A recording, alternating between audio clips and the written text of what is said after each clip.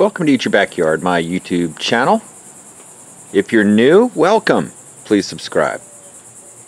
If you're part of the community already, let's take a look at something that I know you're already interested in, based on a lot of the comments I get, which is really native edible plants. And this is an area for me which is fascinating, and I found out a lot of other people are also interested in it. When I first moved to Florida years ago, I went on a search to figure out what edible plants there were, and I discovered by looking at my local library, books they had there, some very good ones actually, that there are an incredible variety of native edible plants that are available. And you know, this brings up the whole idea of what is the difference between a weed and a vegetable. And I think the answer is there is no difference. It's just a label we put on plants. There is edibility of plants, but a vegetable is, you know, a plant you eat. So if it's edible, I think it is a vegetable in my book. And if it's native and it's hardy, then it's already adapted to growing without having to add a lot of fertilizers or whatever. And if you do grow it in good soil, you really get a good result. So one of the things I tried was I grabbed some, you know, just a dandelion, which dandelion greens are like it's like a lettuce, right?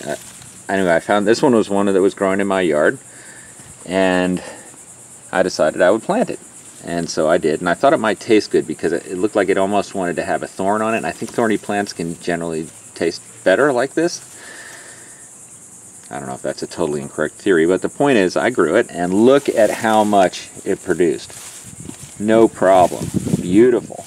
And it just grew in this potting soil I have here. I didn't do any special watering or anything. And you can see there's also a tomato plant here, which kind of struggled because I haven't been caring for this a lot. So it's interesting. This is a big basil plant that grew from just spreading some basil seeds. By the way, if you want to see how to grow basil, go ahead and check out my What You Got Growing On series, where I'm going to grow some. And the way we grow it is to take the seeds off the top here.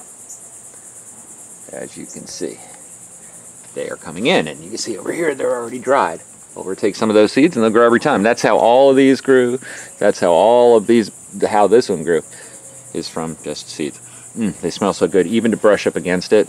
The oils on there smell wonderful. This is Italian oregano, and there are something like 15 varieties just available on seedsnow.com. If you want to get seeds like that, go ahead and look in the links in the description.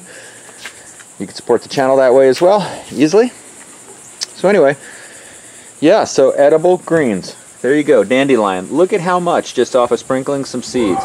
Nothing to it, and right there available out of just weeds I picked out of my own backyard. Another good edible green is deer's paw.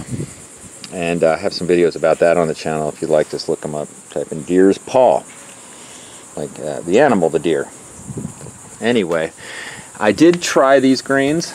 I did pick them and eat them, and they are very bitter. Very bitter.